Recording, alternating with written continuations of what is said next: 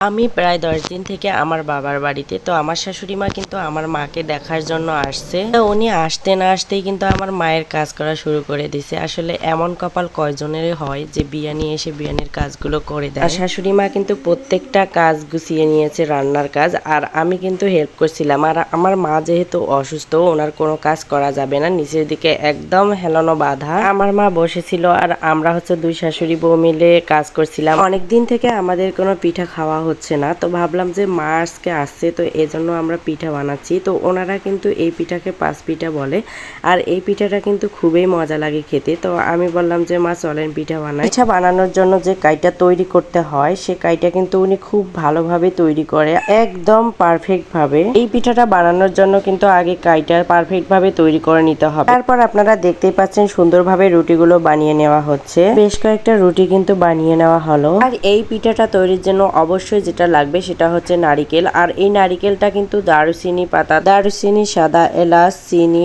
এবং কিছু জিরা দিয়ে কিন্তু বানিয়ে নেওয়া হয়েছে সুন্দর করে। এখন কিন্তু পিঠাটা বানানোর জন্য যে এখানে আমি বড় একটা রুটি নিয়েছি, আর এই রুটিতে কিন্তু দুইটা করে পিঠা বানানো হবে।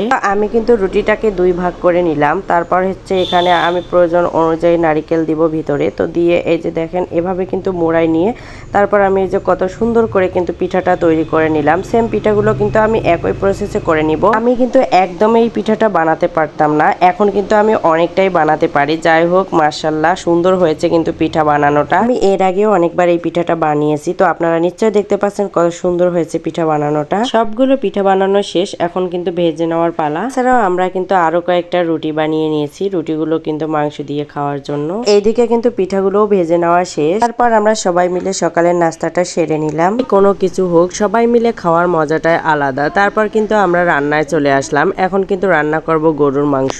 গরুর মাংস রান্না করার জন্য যতগুলো মশলার দরকার সব মশলাগুলো দিয়ে কিন্তু আমি সুন্দরভাবে কষিয়ে নিচ্ছি। আপনারা দেখেই বুঝতে পারছেন যে মশলাগুলো কত সুন্দরভাবে কিন্তু কষানো হয়ে গেছে। মশলাটা যত ভালোভাবে কষানো হবে, রান্নাটা কিন্তু খেতে ততটাই স্বাদ লাগবে। এবার আমি মাংসগুলো দিয়ে সুন্দরভাবে কিছুক্ষণ সময় ধরে কষিয়ে নিব। আমি কিন্তু বেশ কিছু সময় ধরে ভালো করে কিন্তু মাংসটা কষিয়ে নিলাম। খুব সুন্দর একটা কিন্তু ফ্লেভার বেরিয়েছে। এখন কিন্তু আমি পরিমাণ মতো পানি দিয়ে দিচ্ছি, আর পানি দিয়ে কিন্তু আমি ঢাকনা দিয়ে ঢেকে দিলাম আর কিছুক্ষণ ভালো করে রান্না করে নিব।